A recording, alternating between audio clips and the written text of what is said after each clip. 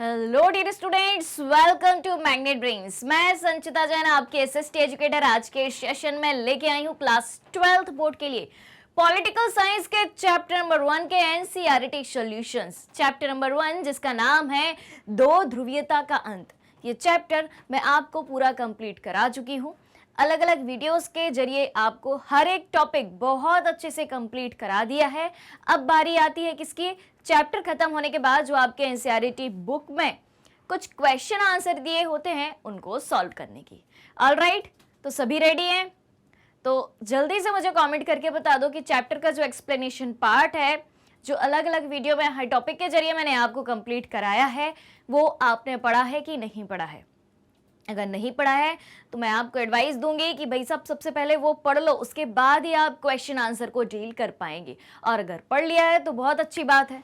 Alright, चलिए तो आज के सेशन को शुरू करने से पहले आप सभी से रिक्वेस्ट है कि जल्दी से जल्दी और ज़्यादा से ज़्यादा आज के इस वीडियो को आप सभी लाइक कर दें, शेयर कर दें, साथ ही साथ चैनल को सब्सक्राइब भी कर दें, क्योंकि मैग्नेट ब्रेन्स प्रोवाइड कराता है आपको क्लास 6 से लेकर क्लास 12 तक के सारे courses free of cost, high quality education के साथ, फुल्ली ऑर्गेनाइज कंप्लीट कोर्स के साथ। जी हाँ, हम आपके लिए कई सारे टॉप कोर्सेज हिंदी और इंग्लिश दोनों मीडियम में प्रोवाइड कराते हैं।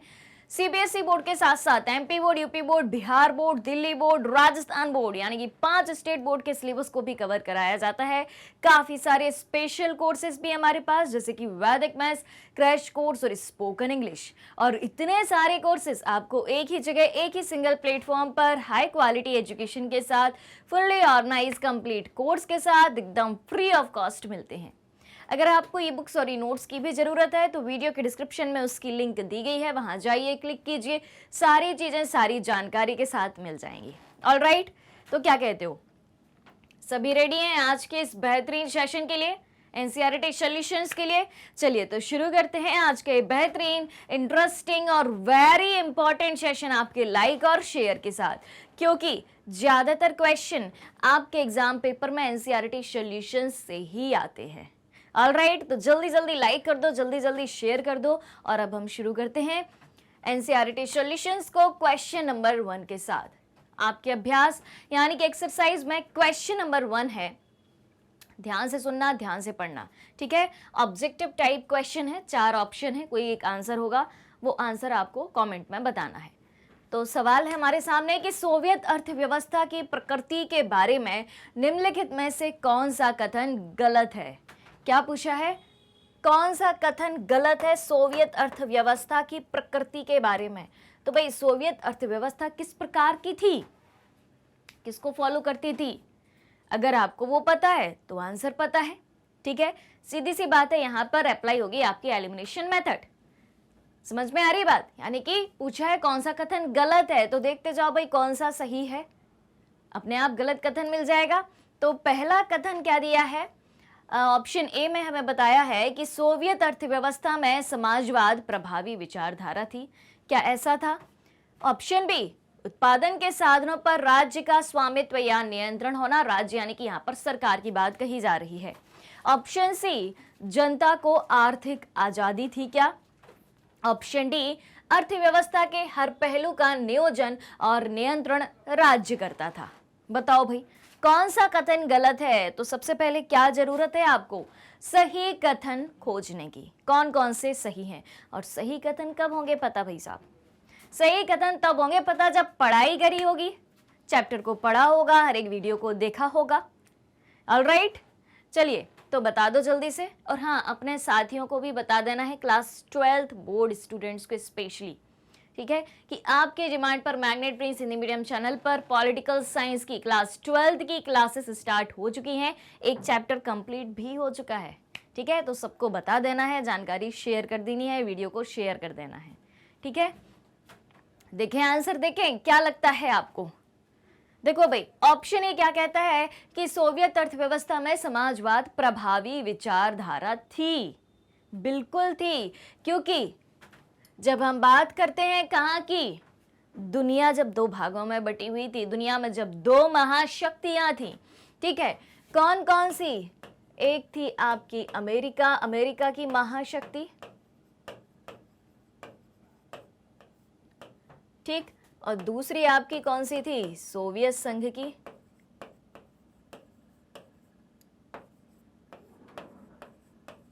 ठीक है, तो अमेरिका किसको फॉलो करता था, अमेरिका फॉलो करता था पूंजीवाद को, और सोवियत संघ किसको फॉलो करता था, समाजवाद को।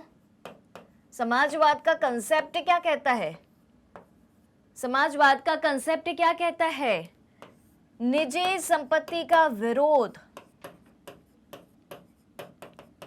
निजी संपत्ति का विरोध। ठीक है, यही बात करता है ना, संसाधनों पर, संसाधन जितने भी हैं सभी को समान रूप से मिलने चाहिए, और हर एक चीज पर कंट्रोल किसका होगा, सरकार का होगा।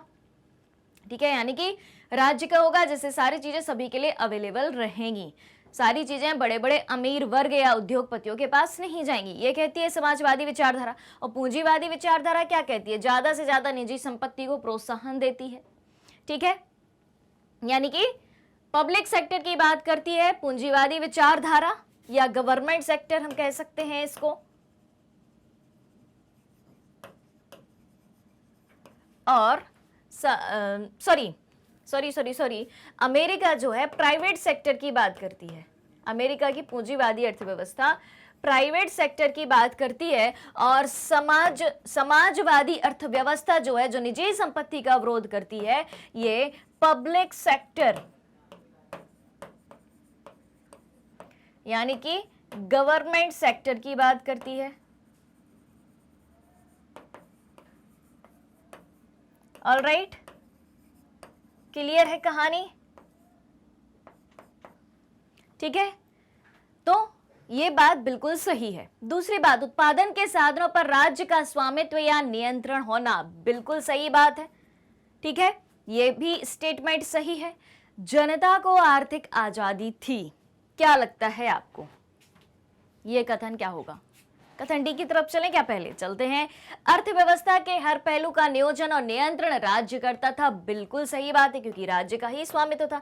तो ये भी कथन सही है, यानी कि कथन गलत कौन सा है, ऑप्शन सी, ऑप्शन ग, जनता को आर्थिक आजादी थी, नहीं थी, इसलिए तो जनता परेशान थी। ठीक है, क्लियर। चलिए, तो एक क्वेश्चन तो हमारा हो गया, अब है क्वेश्चन नंबर, देखो आंसर, ठीक है। चलिए, हाँ, क्वेश्चन नंबर 2 है, निम्नलिखित को काल क्रमानुसार सजाएं। चलो भैया बता दो, सबसे पहले क्या हुआ था, उसके बाद क्या हुआ था, उसके बाद क्या हुआ था, उसके बाद क्या हुआ था। ठीक है, तो 4 घटनाएं आपको दी गई हैं, कौन सी घटना कब घटी, किस ईयर में घटी, उसके अनुसार आपको बताना है। तो सबसे पहले जो घटना घटी उसके बारे में बताना है, फिर उसके बाद जो हुआ उसके बारे में बताना है। ठीक है, तो अफगान संकट, बर्लिन की दीवार का गिरना, सोवियत संघ का विघटन और रूसी क्रांति। तो भाई साहब पता है आपको कब क्या हुआ, किस ईयर में क्या हुआ, यहाँ पर आपको क्या पता होना चाहिए, ईयर पता होना चाहिए कि किस साल क्या हुआ। अगर ये पता है तो बस आप सजा दोगे। बता दो जल्दी से, अगर ईयर पता है तो कंसेप्ट भी पता हुआ कि भाई अफगान संकट क्या था, बर्लिन की दीवार क्या थी, क्यों गिरी, कब बनी, ये सारी चीजें होती है ना। तो देखें, अगर आपको पता है तो कमेंट करके बताओ कि ये सारी चीजें, ये सारी घटनाएं कब घटी थी। ठीक है, चलिए देख लेते हैं, ऊपर से शुरुआत करें। चलो, तो अफगान संकट कब हुआ था भाई, अफगान संकट जो है हुआ था आपका 1979 में, रूस द्वारा अफगानिस्तान पर आक्रमण हुआ था। ठीक, रूस द्वारा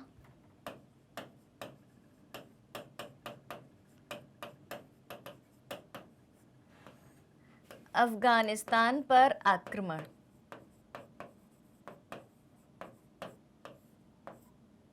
क्लियर।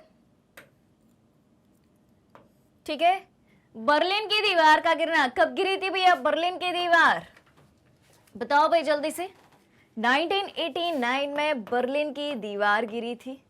ठीक है, तो बर्लिन की दीवार क्या थी, बर्लिन की दीवार जो है पूर्वी और पश्चिमी यूरोप को अलग करती थी। बर्लिन कहाँ है, जर्मनी में है। ठीक है, तो ये दीवार जो है पूर्वी और पश्चिमी यूरोप को अलग करती थी।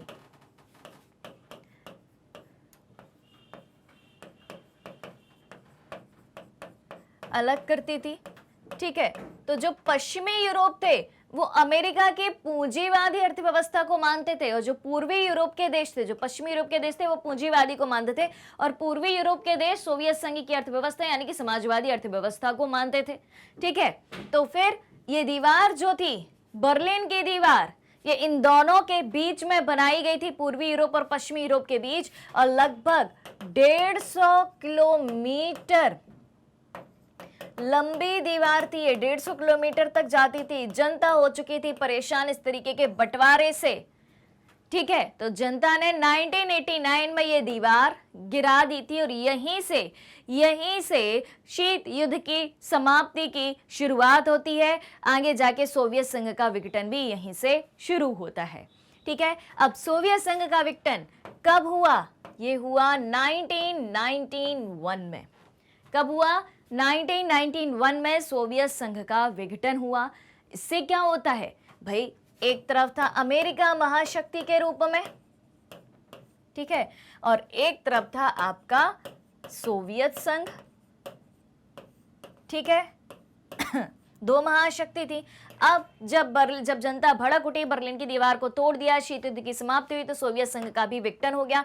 सोवियत संघ में अलग अलग पूर्वी यूरोप के 15 देश शामिल थे, जिन्हें 15 गणराज्य कहा जाता था। वो सारे देश सोवियत संघ से स्वतंत्र हो गए, अपना अपना शासन देखने लगे थे। इस तरीके से सोवियत संघ का विघटन हो गया, सोवियत संघ खत्म हो गया, और महाशक्ति के रूप में सिर्फ बचा पूरी दुनिया में अमेरिका, जहां 2 ध्रुवीय विश्व थे। ठीक है, 2 ध्रुवीयता थी अमेरिका और सोवियत संघ के रूप में, अब सिर्फ 1 ध्रुवीय विश्व बचा था। ऑलराइट, यानी कि महाशक्ति के रूप में पूरी दुनिया में सिर्फ कौन था? अमेरिका ही था। अब हम बात करते हैं रूसी क्रांति की। ठीक, रूसी क्रांति, तो रूसी क्रांति कब हुई? कब हुई रूसी क्रांति? जल्दी जल्दी भाई, क्लास 9th में पढ़ा होगा आपने। 1917 में रूसी क्रांति हुई थी। क्लियर है? चलिए, तो अब क्या करना है? अब बता दो भाई, अब तो सब कुछ सामने है आपके। सबसे पहले क्या आएगा? सबसे पहले क्या आएगा? रूसी क्रांति आएगी, बिल्कुल आएगी। ठीक है, इसको हम नंबर 1 पर पहुंचा देंगे।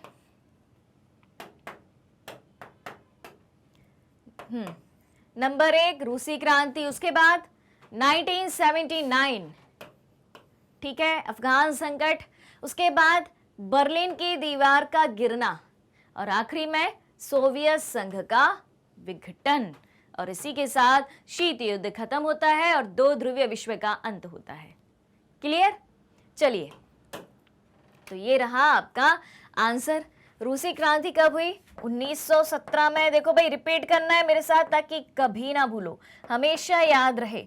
अफगान संकट 1979, बर्लिन की दीवार 10 साल बाद अफगान संकट के 1989, सोवियत संघ का विघटन कब होता है? 1991। क्लियर है?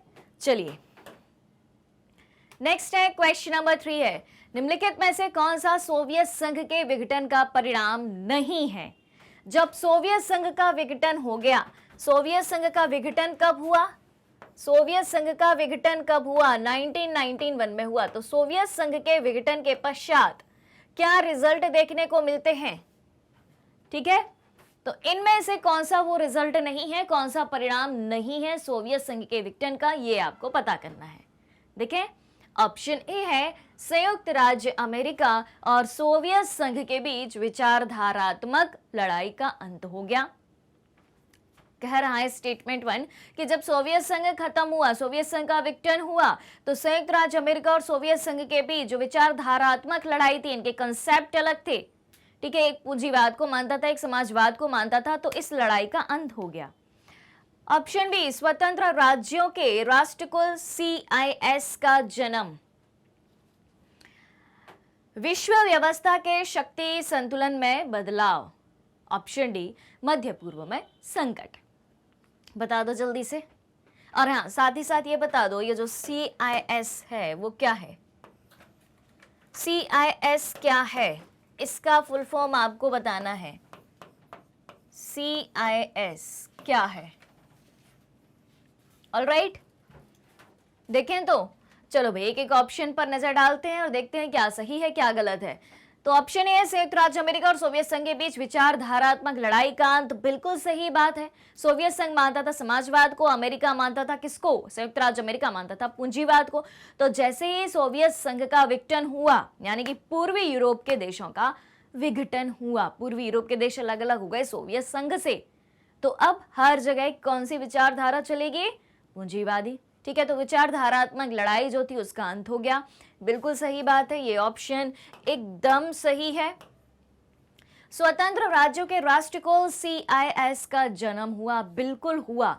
CIS क्या होता है? सबसे पहले इसका फुल फॉर्म देख लें। हिंदी में तो लिखा है स्वतंत्र राज्यों के राष्ट्रकुल, तो कॉमनवेल्थ ऑफ इंडिपेंडेंट स्टेट्स। ठीक है,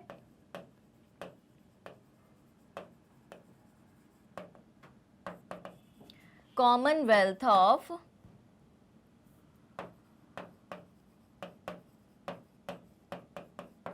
इंडिपेंडेंट स्टेट्स।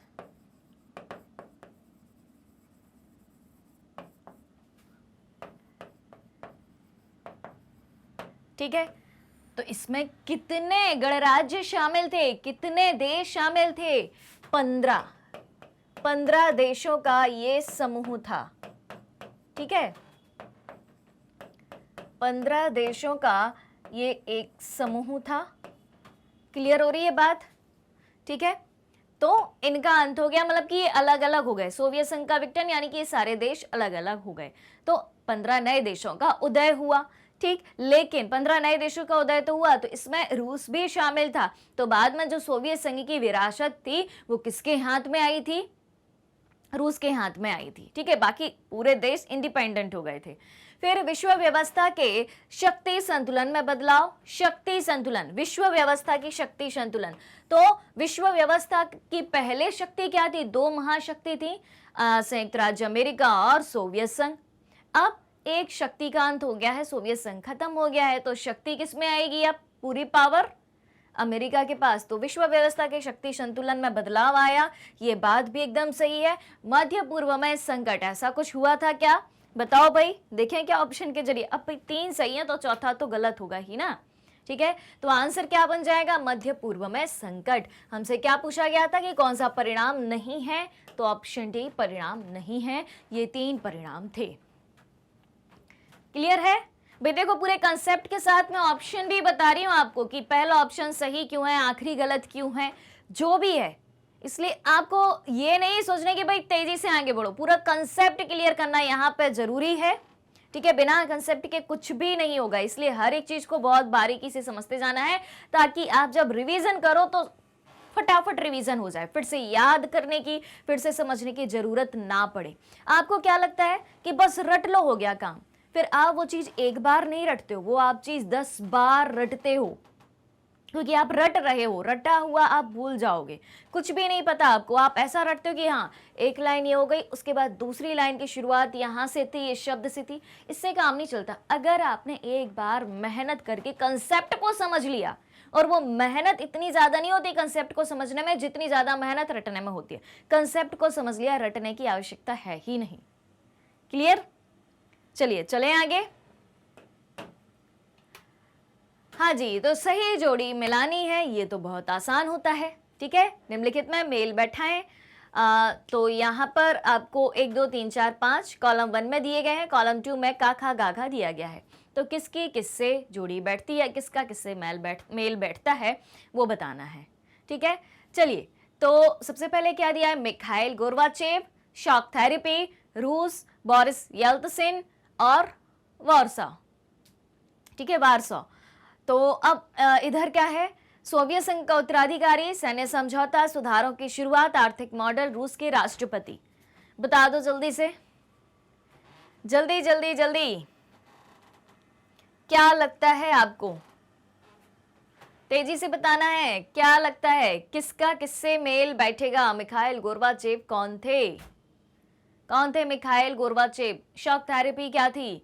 रूस की जोड़ी किससे मिलेगी? वार्सा की किससे मिलेगी? बोरिस येल्त्सिन की किससे मिलेगी? देखें, चलिए तो फटाफट देख लेते हैं। मिखाइल गोर्बाचेव सोवियत संघ का उत्तराधिकारी था।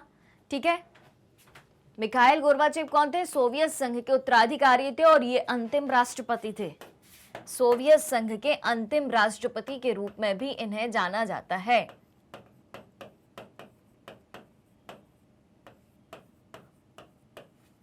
सोवियत संघ के अंतिम राष्ट्रपति, ठीक है। 1991 तक रहे थे राष्ट्रपति ये सोवियत संघ के, और फिर 1991 में सोवियत संघ खत्म हो गया। तो भाई सोवियत संघ खत्म तो भाई राष्ट्रपति का पद भी खत्म, और इन्हें सुधारों के लिए जाना जाता है। सोवियत संघ में जो अव्यवस्थाएं थी पहले, जिससे जनता परेशान थी, उन्हीं अव्यवस्थाओं पर इन्होंने काम किया था। तो मिखाइल गोर्बाचेव को सोवियत संघ में सुधारों के लिए भी जाना जाता है, और जो सुधार उनने करे थे उससे वहां के सारे लोग कह रहे थे कि मिखाइल गोर्बाचेव ही सोवियत संघ के विघटन के लिए जिम्मेदार हैं। ठीक है, चलो भाई, अब है शॉक थेरेपी। शॉक थेरेपी की जोड़ी मिलेगी किससे? आर्थिक मॉडल से। बिल्कुल। अब शॉक थेरेपी क्या थी ये तो पता होगा ना आपको। शॉक थेरेपी का मतलब क्या होता है कि आघात पहुंचाकर उपचार करना। तो सोवियत संघ का हो चुका था विघटन। अब उसके बाद आर्थिक सुधार वहां पर कैसे लाए जाएं? कहां पर? रूस में। उसके लिए शॉक थेरेपी नामक एक आर्थिक मॉडल बनाया गया था। फिर रूस, सुधारों की शुरुआत कहां से हुई थी? रूस से ही हुई थी। बोरिस येल्त्सिन कौन थे? रूस के राष्ट्रपति थे। और वार्सा क्या था? वार्सा एक सैन्य समझौता था। ऑलराइट, तो भैया जोड़ी अपनी पूरी मिल चुकी है। समझ में आई बात? चलिए, तो जल्दी से चेक करके बताइए कि बराबर से लाइक शेयर आप सभी ने किया है कि नहीं किया है। अगर नहीं किया है तो सबसे पहला काम क्या करना है?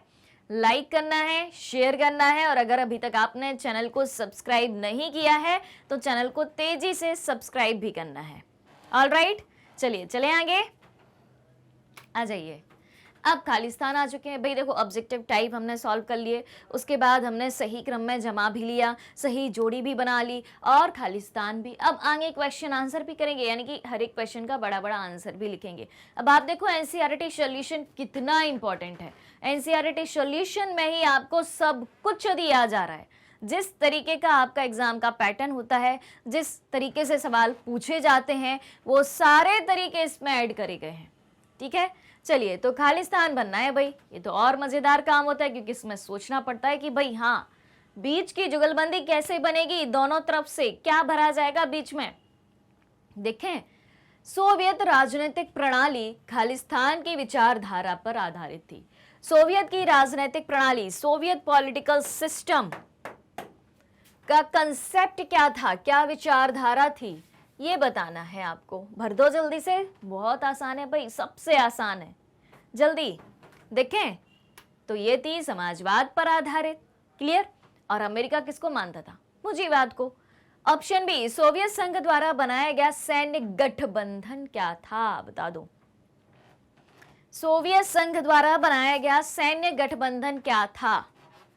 जल्दी जल्दी जल्दी, तेजी से कमेंट आना चाहिए, सबका कमेंट आना चाहिए। सोवियत संघ द्वारा बनाया गया सैन्य गठबंधन था वार्सा पैक्ट, अभी हमने पढ़ा था सही जोड़ी में। ठीक, अब तीसरा खालिस्तान क्या है कि पार्टी का सोवियत राजनीतिक व्यवस्था पर दबदबा था। ऐसी कौन सी पार्टी थी जिसका सोवियत राजनीतिक व्यवस्था पर, सोवियत पॉलिटिकल सिस्टम पर दबदबा था? उसी पार्टी की चलती थी और किसी पॉलिटिकल पार्टी की नहीं चलती थी। वही सिर्फ एक पॉलिटिकल पार्टी ही थी वहां। जल्दी जल्दी जल्दी देखें। चलिए, तो इसका आंसर है साम्यवादी, यानी कि कम्युनिस्ट पार्टी। साम्यवादी या कम्युनिस्ट पार्टी के अलावा दूसरी कोई पॉलिटिकल पार्टी बनाने की आजादी ही नहीं थी वहां पर। इसलिए तो जनता परेशान थी कि भाई साहब, लोकतंत्र कहाँ है, हम कहाँ हैं। ठीक है, चलिए, अब है चौथा खालिस्तान है। खालिस्तान ने 1985 में सोवियत संघ में सुधारों की शुरुआत करी। इनके बारे में भी अभी पढ़ा है, सही जोड़ी जो मिलाई थी ना, उसमें ही पढ़ा है।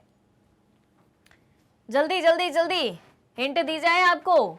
सोवियत संघ के लास्ट प्रेसिडेंट, सोवियत संघ के अंतिम राष्ट्रपति 1985 से 1991 तक रहे, जिन्होंने सोवियत संघ में सुधारों की शुरुआत करी और उनके परिणाम स्वरूप सोवियत संघ का विघटन हुआ। इसलिए सोवियत संघ का विघटन के लिए जिम्मेदार माना जाता है उन्हीं को। तो अब बता दो किनको, क्या है इसका आंसर? कौन से थे वो व्यक्ति? Mikhail Gorbachev. ठीक है, तो मिखाइल गोर्बाचेव ने 1985 में सोवियत संघ में सुधारों की शुरुआत करी थी। चलिए, डी है, सॉरी डी नहीं, आखिरी है, पांचवा है, ई है। खालिस्तान का गिरना शीत युद्ध के अंत का प्रतीक था। बता दो जल्दी से, क्या गिरा था? क्या गिरा था? कोई परमाणु बम गिरा था क्या? है कोई पटाखा गिरा था क्या? क्या हुआ था जिससे शीत युद्ध खत्म हो गया था? शीत युद्ध के अंत का प्रतीक थी वो, कि हाँ भाई अब ये जो सोवियत संघ और संयुक्त राज्य अमेरिका के बीच में जो कोल्ड वॉर चल रहा है, शीत युद्ध चल रहा है, वो अब खत्म होने वाला है। कौन गिरा था? क्या गिरा था? बताओ जल्दी से। दीवार गिरी थी, बर्लिन की दीवार, जो पूर्वी यूरोप और पश्चिमी यूरोप के देशों को अलग करती थी, जो 150 किलोमीटर लंबी दीवार थी, लोगों ने गिरा दिया। शीत युद्ध के अंत का यही दीवार प्रतीक थी। कब गिराई गई थी? 1989 में गिराई गई थी। क्लियर? तो ये 5 सवाल हो चुके हैं। कुछ ऑब्जेक्टिव टाइप हमने करे हैं, सही जोड़ी करी है, खाली स्थान भरे हैं और सही क्रम में जमाया भी है। यहां तक किसी को कोई दिक्कत हो तो बताओ भाई जल्दी से, उसके बाद हम बढ़ेंगे आगे। चले आगे, चलिए। अब है अच्छा खासा क्वेश्चन जिसका लिखना पड़ेगा अच्छा खासा आंसर। तो देखो क्वेश्चन नंबर 6 क्या कहता है? सोवियत अर्थव्यवस्था को किसी पूंजीवादी देश जैसे संयुक्त राज्य अमेरिका की अर्थव्यवस्था से अलग करने वाली किन्हीं 3 विशेषताओं का जिक्र करें। समझ में आया सवाल? एक बार फिर से समझाती हूं। सोवियत अर्थव्यवस्था को, जो सोवियत संघ की अर्थव्यवस्था थी, उसको किसी पूंजीवादी देश, अब सोवियत संघ की अर्थव्यवस्था कैसी थी? समाजवादी। पूंजीवादी देश कौन सा था? संयुक्त राज्य अमेरिका था। यहां की अर्थव्यवस्था कौन सी थी? पूंजीवादी। तो सोवियत संघ की समाजवादी अर्थव्यवस्था को संयुक्त राज्य की पूंजीवादी अर्थव्यवस्था से अलग करने वाली 3 विशेषताओं का जिक्र करना है। 3 विशेषताएं वो बतानी है जिनसे सोवियत संघ की अर्थव्यवस्था पूंजीवादी अर्थव्यवस्था से अलग थी। बहुत सिंपल क्वेश्चन है, देखने में बड़ा है, समझने में आसान है, लिखने में और भी ज्यादा आसान है। ठीक है, बता दो जल्दी से, क्या लगता है? क्या कहते हो? जल्दी जल्दी जल्दी, शॉर्टकट में कमेंट में लिख के बता देना है। चलें? चलो चलते हैं। तो विघटन के बाद यूएसएसआर ने अन्य देशों और मुख्य रूप से अमेरिका से एक अलग नीति बनाई। ठीक है, यूएसएसआर यानी कि सोवियत संघ की ही बात हो रही है यहां पर। तो जब विघटन हुआ किसका? यूएसएसआर का, यानी कि सोवियत संघ का। तो विघटन के बाद सोवियत संघ ने अन्य देशों और मुख्य रूप से अमेरिका से एक अलग नीति बनाई थी। किस प्रकार की नीति बनाई थी? देखें तो पहली क्या थी? सोवियत इकोनॉमी मॉडल, जो समाजवाद मॉडल पर आधारित था, केवल सोवियत राष्ट्र में प्रचलित था और कहीं प्रचलित नहीं था। ठीक है, क्योंकि हम बात किसकी कर रहे हैं? अर्थव्यवस्था की। तो वहां के इकोनॉमिक मॉडल को हमें समझना होगा, वहां की अर्थव्यवस्था के मॉडल को समझना होगा कि किस प्रकार से अलग था। फिर जबकि अमेरिकी अर्थव्यवस्था पूंजीवादी मॉडल पर आधारित थी, जो राज्य द्वारा भूमि नियंत्रण पर आधारित नहीं थी। देखो सीधी सी बात है, सोवियत संघ की अर्थव्यवस्था आधारित थी समाजवाद पर। वो क्या कहते थे? समाजवाद क्या कहता था कि जितनी भी संपत्ति है या यहाँ की जो भी भूमि है, उस पर किसका कंट्रोल होना चाहिए? सरकार का कंट्रोल होना चाहिए और सारी चीजें सभी में बराबर से बटी हुई होनी चाहिए। जबकि अमेरिका की पूंजीवादी अर्थव्यवस्था क्या कहती थी? अमेरिका की पूंजीवादी अर्थव्यवस्था कहती थी कि हर चीज प्राइवेट सेक्टर के हाथ में होनी चाहिए, निजी हाथों में होनी चाहिए।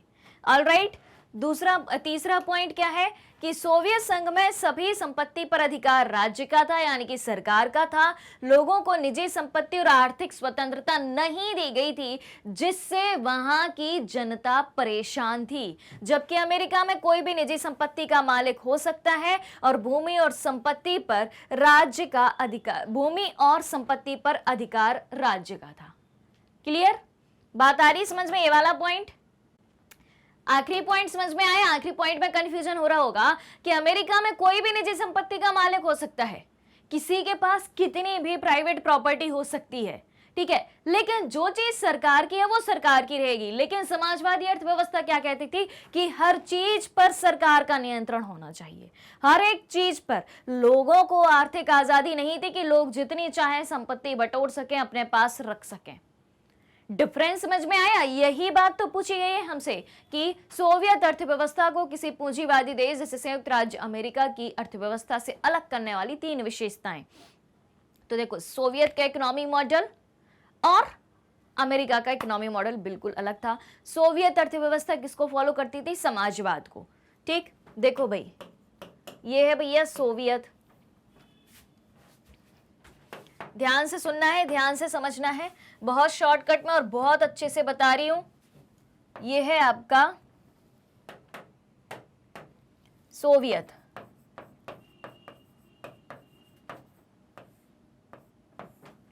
ये है क्या? अमेरिका। ठीक, अब सोवियत किसको फॉलो कर रहा है? समाजवाद। अमेरिका पूंजीवाद। चलिए, तो ये हो गई पूंजीवाद, सोवियत की हो गई समाजवाद। तो समाजवाद क्या कहता है? समाजवाद का कंसेप्ट कहता है कि जितने भी उत्पादन के साधन हैं, किसका नियंत्रण होना चाहिए?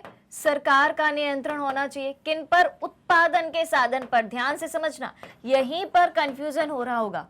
उत्पादन के साधन पर सरकार का नियंत्रण होना चाहिए। ठीक, सरकार या राज्य का नियंत्रण होना चाहिए। और उत्पादन के साधनों पर किसका नियंत्रण होना चाहिए? इसमें निजी, यानी कि पूंजीवाद, पूंजीपतियों का जो है, निजी लोगों का नियंत्रण, यानी कि जिनकी प्रॉपर्टी है उनका ही नियंत्रण होना चाहिए। सभी के पास क्या होना चाहिए? निजी संपत्ति होनी चाहिए। ठीक है, तो ये क्या थे? ये निजी संपत्ति के विरोधी थे और ये निजी संपत्ति के समर्थक थे। तो सोवियत संघ में सभी संपत्ति पर राज्य का अधिकार था, लोगों को निजी संपत्ति और आर्थिक स्वतंत्रता नहीं थी।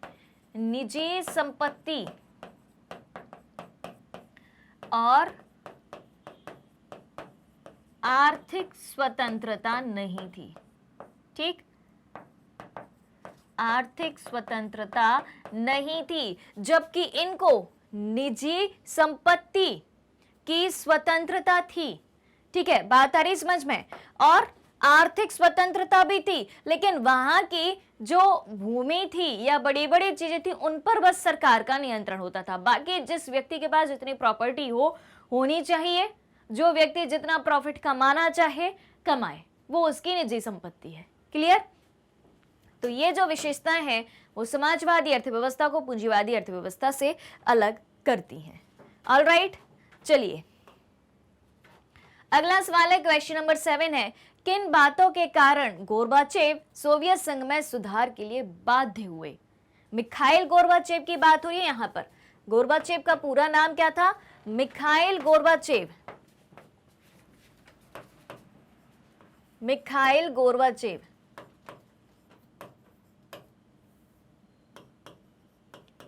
Mikhail Gorbachev. ऑलराइट, चलिए, तो मिखाइल गोर्बाचेव थे कौन? सबसे पहले तो ये बता दो, मिखाइल गोर्बाचेव जो है सोवियत संघ के अंतिम राष्ट्रपति थे। ठीक, कौन थे ये? सोवियत संघ के अंतिम राष्ट्रपति।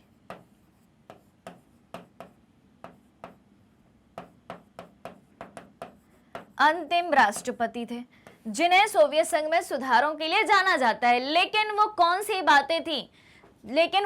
बातें थी जिनके कारण ये बाध्य हुए? 1985 से 1991 तक ये राष्ट्रपति रहे थे। और अंतिम राष्ट्रपति क्यों कहा गया इनको? क्योंकि 1991 में ही तो सोवियत संघ का विघटन हो गया था। 15 जो देश सोवियत संघ में शामिल थे वो अलग हो चुके थे। ऑलराइट, 15 देश अलग अलग स्वतंत्र राष्ट्र के रूप में उभर चुके थे। तो क्या पूछा है कि मिखाइल गोर्बाचेव ने जो सुधार किए सोवियत संघ में, वो किस कारण से किए थे? देखें, चलिए तो सबसे पहले हम इसके इंट्रोडक्शन पार्ट की चर्चा करते हैं कि इंट्रोडक्शन में हमें क्या लिखना है। तो सोवियत संघ के इतिहास में राष्ट्रवादी आग्रह और भावनाएं व्यापक थीं, ठीक है, और सोवियत संघ की आकार और विविधता इसकी बढ़ती आंतरिक समस्याओं के पीछे का कारण थी। अब सोवियत संघ के आकार की चर्चा करें सबसे पहले, ठीक है, सबसे पहले इसकी बात करें तो सोवियत संघ में कितने देश थे भाई साहब? कितने देश थे? 15 देश थे, 15 गणराज्य इसमें शामिल थे। तो भाई 15 गणराज्यों का शासन किसी एक अर्थव्यवस्था के तले कैसे हो सकता है, आप ये बताओ। हर जगह की भौगोलिक परिस्थितियां अलग अलग है, हर जगह की जनता अलग अलग है, हर जगह की सामाजिक व्यवस्था अलग अलग है, हर जगह की आर्थिक व्यवस्था अलग अलग है, हर जगह के संसाधन अलग अलग हैं। तो कैसे होगा? और इतना बड़ा आकार ले लेगा सोवियत संघ जिसमें 15 देश शामिल हो जाएंगे। तो सोवियत संघ का आकार और विविधता, क्योंकि सोवियत संघ में इतने सारे देश थे तो डाइवर्सिटी भी उतनी ज्यादा होगी, विविधता भी ज्यादा होगी, भौगोलिक, आर्थिक, सामाजिक, राजनीतिक, सांस्कृतिक, हर तरीके की डाइवर्सिटी पाई जाएगी, हर तरीके के लोग रहेंगे। तो सोवियत संघ की आकार और विविधता इसकी बढ़ती आंतरिक समस्याओं के पीछे कारण थी। सोवियत संघ को बाहरी तत्वों से परेशानी नहीं थी, सोवियत संघ को खुद से ही परेशानी हो रही थी, क्योंकि 15 देशों को यह समेटे हुए था, ठीक है। और इसी वजह से सोवियत संघ के इतिहास में राष्ट्रवादी आग्रह और भावनाएं व्यापक थीं। वो 15 गणराज्य क्या कह रहे थे, 15 देश क्या कह रहे थे कि भैया हमें स्वतंत्र होना है, अब हमें सोवियत संघ के अंडर में नहीं रहना है, क्योंकि इतनी सारी समस्याएं हम ऑलरेडी झेल रहे हैं, ठीक है। तो क्या बात है यहां पर, जिस कम्युनिस्ट पार्टी ने 70 साल से अधिक समय तक सोवियत संघ पर शासन किया वह लोगों के लिए जवाबदेह नहीं थी। वहां पर सिर्फ और सिर्फ एक पॉलिटिकल पार्टी चलती थी। कौन सी पॉलिटिकल पार्टी थी वो? सिर्फ एक पॉलिटिकल पार्टी चलती थी जिसका नाम है, सिर्फ एक पॉलिटिकल पार्टी, कम्युनिस्ट, भाई साम्यवादी पार्टी। आप लोगों से जो पूछा जाए भाई साहब कमेंट में बताते जाया करो, ठीक है, ताकि आप मुझे लगे कि हाँ भी आप अवेयर हो, ध्यान से सुन रहे हो, आपको पता है, आप पढ़ रहे हो, ठीक है। तो सिर्फ एक पॉलिटिकल पार्टी थी, कौन सी पार्टी थी वो? साम्यवादी, या जिसे हम कौन सी पार्टी कहते हैं? कम्युनिस्ट,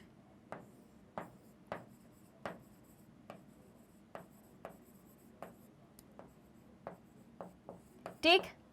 अब एक ही पॉलिटिकल पार्टी थी और 70 साल तक शासन किया था, और दूसरी पॉलिटिकल पार्टी वहां कोई बन नहीं सकती थी, किसी और की राजनीति वहां पर चल नहीं सकती थी, कोई भी जनता का समूह अपनी पॉलिटिकल पार्टी बना नहीं सकता था, लोगों को जो है राजनीतिक अधिकार भी नहीं थे।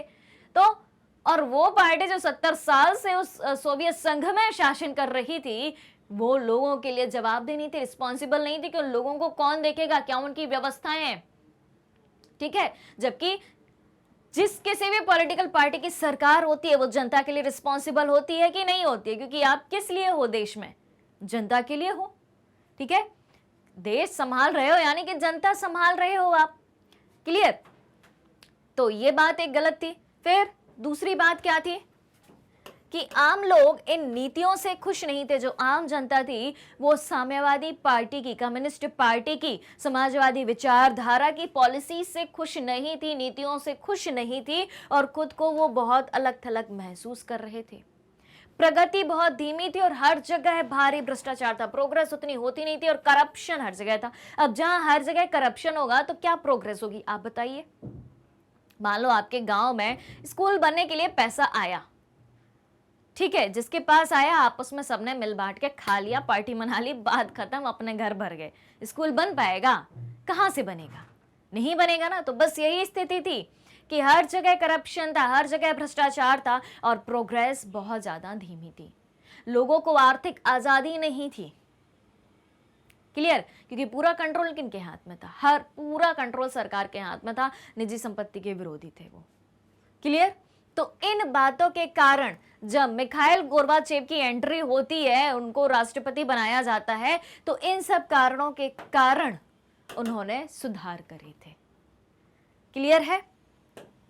और इसीलिए इन्हें ही, क्योंकि 1991 में हो गया था सोवियत संघ का विघटन, ठीक है, 1991 तक ये राष्ट्रपति रहे, मिखाइल गोर्बाचेव को ही सोवियत संघ का विघटन का जिम्मेदार माना जाता है, अगली बात, अगले पॉइंट के साथ, गोर्बाचेव के सुधारों ने सोवियत संघ में प्रचलित कई समस्याओं से निपटने का वादा भी किया था। इन्होंने कहा था कि भाई अब हम राष्ट्रपति बन चुके हैं, जो भी सोवियत संघ में गलत चीजें हैं, जिन सुधारों की जरूरत है, जो भी समस्याएं हैं, उनसे निपटने का हम वादा करते हैं, हम सुधारों को लेके आएंगे। तो गोर्बाचेव ने, यानी कि मिखाइल गोर्बाचेव ने अर्थव्यवस्था में सुधार करने, पश्चिम के साथ चलने, यानी कि जो पश्चिमी यूरोप जो पूंजीवादी व्यवस्था को फॉलो करता था, क्योंकि पूरा सोवियत संघ पश्चिमी देशों से पिछड़ चुका था। ठीक है, भले ही यहां पर सब कुछ था, हर चीज का प्रोडक्शन होता था सोवियत संघ में, घरेलू उपभोक्ता उद्योग बहुत थे, पिन से लेकर सुई से लेकर कार तक बनाई जाती थी, लेकिन उनकी क्वालिटी अच्छी नहीं होती थी। ठीक है, तो गोर्बाचेव ने अर्थव्यवस्था में सुधार करने, पश्चिमी देशों के साथ चलने और प्रशासनिक तंत्र को ढीला करने का वादा किया। प्रशासनिक तंत्र को ढीला करना, क्योंकि वहां पर नौकरशाही का, प्रशासनिक तंत्र का, एडमिनिस्ट्रेशन सिस्टम का ज्यादा बोलबाला हुआ करता था। कहां? सोवियत संघ में। क्लियर? तो इन सब समस्याओं से निपटने का वादा किया था मिखाइल गोर्बाचेव ने। ये सारी समस्याएं थी, इसलिए इन सारी समस्याओं ने उन्हें सुधार करने के लिए बाध्य किया। और मिखाइल गोर्बाचेव जो सोवियत संघ के अंतिम राष्ट्रपति थे 1985 से 1991 तक, उन्हें ही सोवियत संघ के विघटन का जिम्मेदार भी माना जाता है। ऑलराइट, क्लियर यहां तक की कहानी? चले आगे, चलिए नेक्स्ट है, क्वेश्चन नंबर 8 है, भारत जैसे देशों के लिए सोवियत संघ के विघटन के क्या परिणाम हुए? अब देखो भाई, भारत और सोवियत संघ की हमने बात करी है, इनके संबंधों की हमने बात करी है। तो जब सोवियत संघ का विघटन हुआ तो भारत पर क्या इसका प्रभाव पड़ा? आप सोच रहे होंगे कि भाई अभी तक तो बातें चल रही थी कहाँ की, अमेरिका की और यूरोप की, सोवियत संघ की, दुनिया की दो महाशक्तियों की। अब भारत की एंट्री कहां से हुई? तो भाई भारत के भी दुनिया के सभी देशों से, मतलब अधिकतर देशों से विदेशी संबंध रहे हैं। ठीक है, तो जब सोवियत संघ का विघटन हुआ, सोवियत संघ खत्म हुआ 1991 में, तो भारत जैसे देशों के लिए क्या परिणाम हुए? भारत जैसे देश का क्या मतलब है? भारत देश अकेला क्यों नहीं लिखा? भारत जैसे देश क्यों लिखा है? क्योंकि भारत एक डेवलपिंग कंट्री था और डेवलपिंग कंट्री है, तो विकासशील देश है। विकासशील देश है यानी कि हमें दूसरे देशों की जरूरत पड़ती है।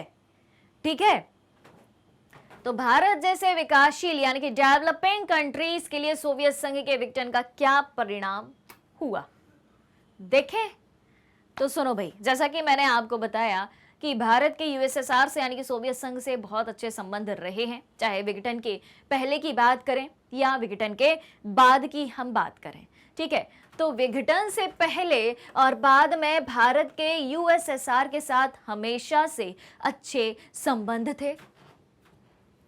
पहला पॉइंट है कि भारत ने सभी पोस्ट कम्युनिस्ट देशों के साथ अच्छे संबंध बनाए रखे। पोस्ट कम्युनिस्ट देश, अब भाई देखो एक नई टर्मिनोलॉजी आई है, लेकिन अर्थ पुराना ही है भाई साहब। पोस्ट कम्युनिस्ट देश, पोस्ट कम्युनिस्ट देश, इसका क्या मतलब है? कम्युनिस्ट का क्या मतलब है? साम्यवादी विचारधारा। ठीक है, अब पोस्ट का मतलब क्या होता है? बाद के, बाद के, यानी कि जब सोवियत संघ का विघटन हो गया उसके बाद भी साम्यवादी देशों से भारत अभी भी अच्छे संबंध बनाए रखे हैं। लेकिन सबसे मजबूत संबंध भारत का किस देश के साथ रहा है? रूस के साथ रहा है। और रूस क्या था? रूस उन 15 गणराज्यों में सबसे ऊपर था। उन 15 गणराज्यों पर सबसे ज्यादा प्रभुत्व किसका था? रूस का था, सोवियत संघ में ही शामिल था। तो भारत ने सभी पोस्ट कम्युनिस्ट देशों, यानी कि भले ही वो साम्यवादी विचारधारा से अलग हो चुके हों, ठीक है, समाजवादी विचारधारा से अलग हो चुके हों, सोवियत संघ से अलग हो चुके हों, उसके बाद भी भारत के बाकी देशों से संबंध रहे हैं और हैं भी। और सबसे मजबूत संबंध किससे रहा? रूस से रहा। रूस के साथ भारत के संबंध भारत की विदेश नीति का बहुत ही आवश्यक और महत्वपूर्ण हिस्सा है। रूस के साथ भारत के जो संबंध रहे हैं भारत की विदेश नीति का महत्वपूर्ण और आवश्यक हिस्सा है। जैसे कि रूस ने कई सारी सहायता भी हमारी करी है, परमाणु सहायता करी है, सैन्य सहायता करी है, ठीक है, तकनीकी सहायता भी करी है। और भारत अभी भी कश्मीर ऊर्जा आपूर्ति और रूस से प्रमुख सैन्य आपूर्ति जैसे मुद्दों पर अपने संबंधों से लाभान्वित है। जिस तरीके के संबंध भारत ने रूस से बनाए हैं उसका फायदा जो है भारत अभी भी रूस से ले रहा है। क्लियर है कहानी? ठीक है, चाहे वो कश्मीर का मुद्दा हो, चाहे ऊर्जा आपूर्ति का मुद्दा हो, रूस से प्रमुख सैन्य आपूर्ति जैसे मुद्दों, यानी कि सेना के लिए जिन चीजों की जरूरत होती है, परमाणु शक्ति की जरूरत है या दूसरे हथियारों की जरूरत है, उनसे जो है उन तरीकों से रूस से भारत जो है लाभ ले रहा है। चलिए, भारत रूस के लिए दूसरा सबसे बड़ा हथियार बाजार है। जी हाँ, हम रूस से बहुत ज्यादा हथियार मंगाते हैं। ठीक है, भारतीय सेना को अपने हार्डवेयर रूस से ही प्राप्त होते हैं। भारतीय सेना के जो हथियार हैं, यानी कि उसको हार्डवेयर ही कहा जाए, ठीक है, तो वो रूस से ही प्राप्त होते हैं। रूस भारत के लिए महत्वपूर्ण है और अपने तेल संकट के दौरान भारत की सहायता के लिए बार बार आया है। जी हाँ, हम बहुत ज्यादा मात्रा में रूस से ऑयल भी इंपोर्ट कराते हैं, यानी कि तेल का आयात कराते हैं। भारत रूस और कजाकिस्तान और तुर्कमेनिस्तान के गणराज्यों से ऊर्जा आयात की मांग भी कर रहा है। तो इस तरीके से जितने भी सोवियत संघ के यानी कि पोस्ट कम्युनिस्ट देश भी हैं, सोवियत संघ के विघटन के बाद वाले जो देश हैं, उनसे भी भारत के अच्छे संबंध बने हुए हैं और रूस से सबसे ज्यादा मजबूत संबंध बने हुए हैं। ऑलराइट, चलिए अब है question number 9, very important question है भाई। क्या कहता है सवाल कहता है शॉक थेरेपी क्या थी? क्या साम्यवाद से पूंजीवाद की तरफ संक्रमण का यह सबसे बेहतर तरीका था? शॉक थेरेपी क्या थी? क्या साम्यवाद से पूंजीवाद की तरफ संक्रमण का यह सबसे बेहतर तरीका था? बता दो भाई जल्दी से। जब सोवियत संघ का विघटन होता है, ठीक है, 15 अलग नए देश सामने आते हैं सोवियत संघ से अलग होकर। 15 नए देश दुनिया के सामने आते हैं सोवियत संघ से अलग होकर, तो साम्यवादी विचारधारा से वो पूंजीवादी विचारधारा की तरफ जाते हैं।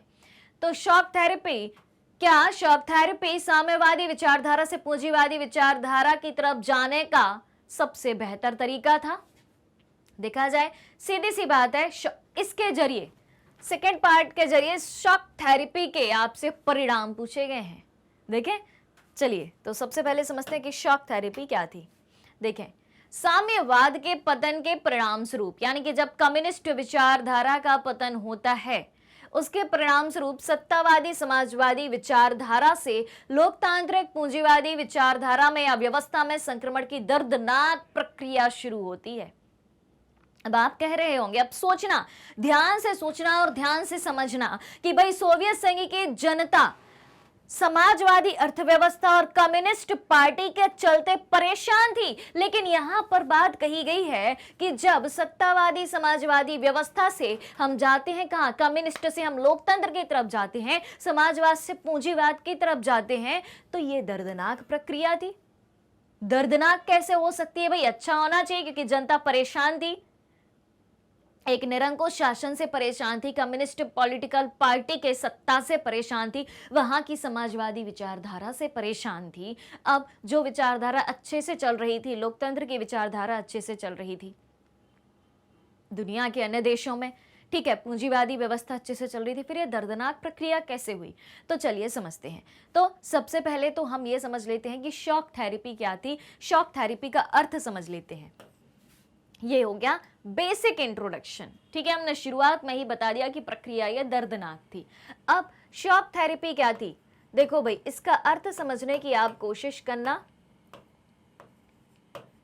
शॉक थेरेपी, तो शॉक थेरेपी का क्या मतलब होता है? शॉक का क्या मतलब होता है? झटका। थेरेपी यानी कि ट्रीटमेंट, उपचार। तो मान लो, सोचो कि अगर किसी को जब पागलपन के दौरे उठते हो या जो मेंटली थोड़ा डिस्टर्ब रहता हो, उसको क्या किया जाता है? शॉक थेरेपी के जरिए ट्रीटमेंट दिया जाता है। ऐसा बोला जाता है कि भाई उसको करंट के झटके दिए जाएं। भाई घर में नहीं ये उपयोग करना है, ठीक है, ये प्रयोग घर में नहीं करना है, डॉक्टर रिकमेंड करे तभी करना है, ठीक है, सीरियस मत लेना इस बात को, मैं बता रही हूँ आमतौर पर। तो उसका दिमागी जो संतुलन जो है वो ठीक हो जाता है। आप देखते होंगे पागल खानों में कुछ इस तरीके की ही थेरेपी दी जाती है। तो जब हम किसी को करंट दे रहे हैं तो एक तरीके से चोट पहुंचा रहे हैं, लेकिन वो उसका ट्रीटमेंट है, उपचार है वो करंट। तो चोट पहुंचाकर उपचार करना, चोट का मतलब होता है आघात, ठीक है। तो आघात पहुंचाकर, सफेद और पीला साथ साथ में चल रहा है भाई, क्या है, रंगोली बनेगी क्या? चलिए, तो इसका मतलब क्या है, आघात पहुंचाकर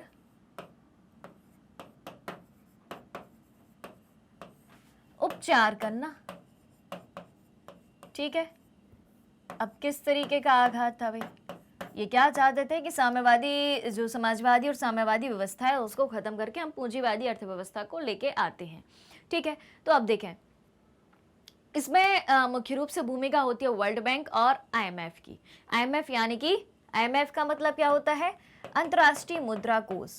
इसको हम इंग्लिश में फुल फॉर्म लिखेंगे तो होगा इंटरनेशनल मॉनेटरी फंड।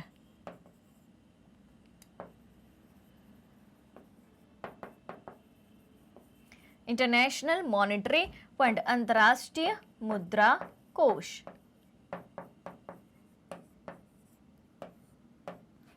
अंतर्राष्ट्रीय मुद्रा कोष, ठीक है, यह है आईएमएफ। तो आईएमएफ और वर्ल्ड बैंक दोनों का जन्म साथ में हुआ था, ठीक है। हम वर्ल्ड बैंक की बात करें, अच्छा आईएमएफ की बात करें तो दोनों का जन्म हुआ था 1945 में। ब्रेटन वुड्स सम्मेलन हुआ था न्यू हैम्पशायर में, अमेरिका के एक शहर न्यू हैम्पशायर में, वहां पर हुआ था ब्रेटन वुड्स सम्मेलन। और इन दो इंस्टीट्यूशंस को, इन दो इंटरनेशनल इंस्टीट्यूशंस को, अंतर्राष्ट्रीय संस्थाओं, विश्व बैंक और अंतर्राष्ट्रीय मुद्रा कोष को क्या कहा जाता था, ब्रेटन वुड्स की जुड़वा संतानें कहा जाता था। और इन संस्थानों का जन्म या इंस्टीट्यूशंस का या इन ऑर्गेनाइजेशन का, इंटरनेशनल ऑर्गेनाइजेशन का गठन क्यों हुआ था, क्योंकि सेकेंड वर्ल्ड वॉर के बाद दुनिया की अर्थव्यवस्था हिल चुकी थी। तो दुनिया की अर्थव्यवस्था को फिर से कैसे बनाया जाए, उसके लिए आर्थिक सहयोग हेतु आईएमएफ और वर्ल्ड बैंक जैसे ऑर्गेनाइजेशन की स्थापना करी गई थी, ठीक है। अब सुनना, ये भाई आईएमएफ और वर्ल्ड बैंक के बारे में मैंने आपको बेसिक इंट्रो बता दिया।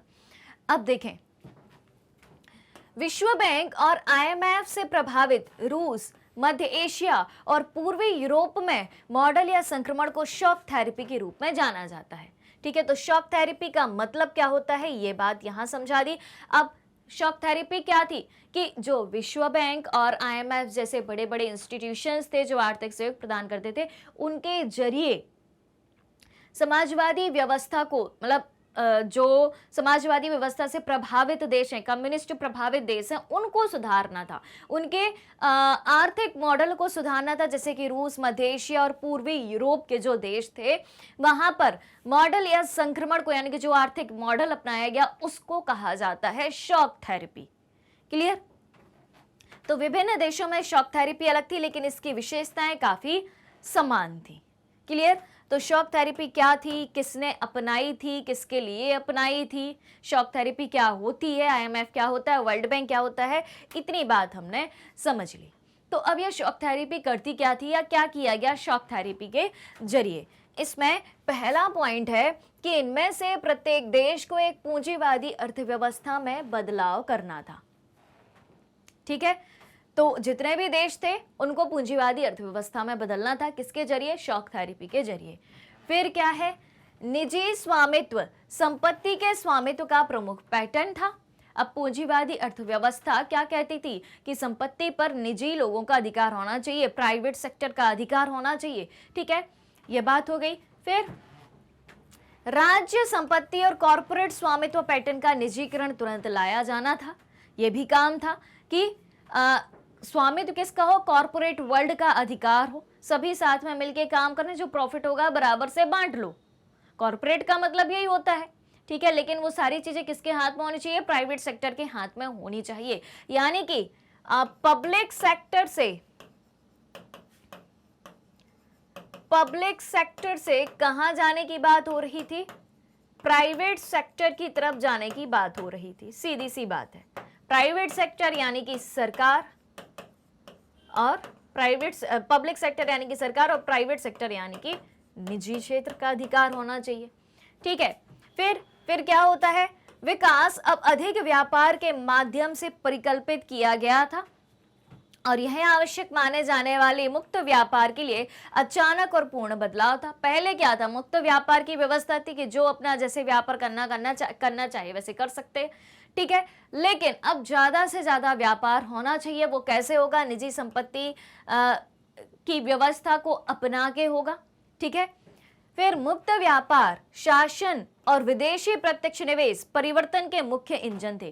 क्या क्या, मुक्त व्यापार, शासन और विदेशी प्रत्यक्ष निवेश। दूसरी कंपनीज भी आ सकती हैं, कोई भी कंपनी, कोई भी मल्टीनेशनल कंपनी किसी भी जगह जाके काम कर सकती है। डायरेक्ट फॉरेन जो है इन्वेस्टमेंट हो सकता है, मतलब दूसरे देश किसी दूसरी कंट्री में आके इन्वेस्टमेंट कर सकते हैं। समझ में आ रही बात, यानी कि यहाँ पर मल्टीनेशनल कंपनीज के आने और जाने की बात हो रही है कि कोई भी मल्टीनेशनल कंपनी कहीं भी जाकर, किसी भी देश में जाकर अपनी कितनी भी यूनिट लगा सकती है, ठीक है। ये सब परिवर्तन के मुख्य इंजन थे। इसमें विदेशी निवेश यानी कि फॉरेन इन्वेस्टमेंट, उद्घाटन या अविनिमय और मुद्रा परिवर्तनीयता भी शामिल थी। अब जब भाई फॉरेन इन्वेस्टमेंट होगा, एक कंट्री दूसरी कंट्री में इन्वेस्टमेंट करेगी, एक मल्टीनेशनल कंपनी कई सारी कंट्रीज में जाएगी, वहां से इंपोर्ट और एक्सपोर्ट होगा, एक देश की पूंजी दूसरे देश में जाएगी, एक देश का पैसा दूसरे देश में आएगा, तो कैपिटल एक्सचेंज होगी कि नहीं, मुद्रा परिवर्तित होगी कि नहीं, करेंसी जो है चेंज होगी कि नहीं। अब जैसे मान लो कि अमेरिका की कोई कंपनी है, भारत में आके अपनी एक ब्रांच खोल लेती है, एक शाखा खोल लेती है उस कंपनी की, ठीक है। तो अब भारत किस में पेमेंट करेगा, डॉलर में करेगा, सीधी सी बात है। और अगर भारत से अमेरिका कुछ आयात कराता है अपने देश को, तो अमेरिका किस में अपन को पे करेगा, रुपीज में पे करेगा। तो मुद्रा एक्सचेंज हो रही है कि नहीं हो रही है, ठीक है। तो ये सारी चीजें ऑटोमेटिकली होंगी ही। क्लियर, चलिए, तो ये सारी चीजें देखने को हमें उस दौरान मिलती हैं। अब देखें, क्वेश्चन नंबर 10 है, निम्नलिखित कथन के पक्ष या विपक्ष में एक लेख लिखें। दूसरी दुनिया के, कथन दिया है, बड़ा सा कथन दिया है, दूसरी दुनिया के विघटन के बाद, दूसरी दुनिया के विघटन के बाद यानी कि सोवियत संघ के विघटन के बाद। दूसरी दुनिया का विघटन क्या है, सोवियत संघ का विघटन, क्योंकि दुनिया दो हो गई थी, दो ध्रुव हो गए थे, अमेरिका और सोवियत संघ। अब दूसरी दुनिया खत्म हो चुकी थी। उसके बाद भारत को अपनी विदेश नीति बदलनी चाहिए। इस स्टेटमेंट में कहा है कि सोवियत संघ जब खत्म हुआ तो उसके बाद भारत को अपनी फॉरेन पॉलिसी, विदेश नीति बदलनी चाहिए और रूस जैसे परंपरागत मित्र की जगह संयुक्त राज्य अमेरिका से दोस्ती करने पर ज्यादा ध्यान देना चाहिए। अब भारत जो है, चाहे जब सोवियत संघ था और नहीं था, हमेशा से रूस का मित्र रहा है। सोवियत संघ के जितने भी देश है सभी से दोस्ती रही है। तो यहाँ पर क्या बात कही गई है कि रूस जैसे परंपरागत मित्र, जो पुराना मित्र है, उसकी जगह अमेरिका से दोस्ती करने पर ज्यादा ध्यान देना चाहिए, जब से दूसरी दुनिया का विघटन हुआ है उसके बाद से, ठीक है। चलिए, तो देखते हैं क्या ये कथन सही है या नहीं है। क्या कहते हैं आप, पक्ष में बात करते हैं या विपक्ष में, आप क्या कहते हैं, आपका क्या विचार है, बताइए भाई जल्दी से। देखें, चलो आ जाओ। दूसरी दुनिया के विघटन के बाद भी भारत को अपनी विदेश नीति बदलने की आवश्यकता नहीं है। यहाँ पर कहा गया है कि भले ही दूसरी दुनिया खत्म हो चुकी हो, दूसरी दुनिया का विघटन हो चुका हो, लेकिन भारत को अपनी विदेश नीति बदलने की जरूरत नहीं है, ठीक है। भारत को अपने मित्र रूस से अच्छे संबंध बनाए रखने चाहिए। ये जो स्टेटमेंट है, अब इसके विपक्ष में बात कर रहे हैं हम। स्टेटमेंट क्या बात कर रहा है कि रूस से संबंध खत्म करके अमेरिका से संबंध स्थापित करो, विदेश नीति को बदलो, ठीक है।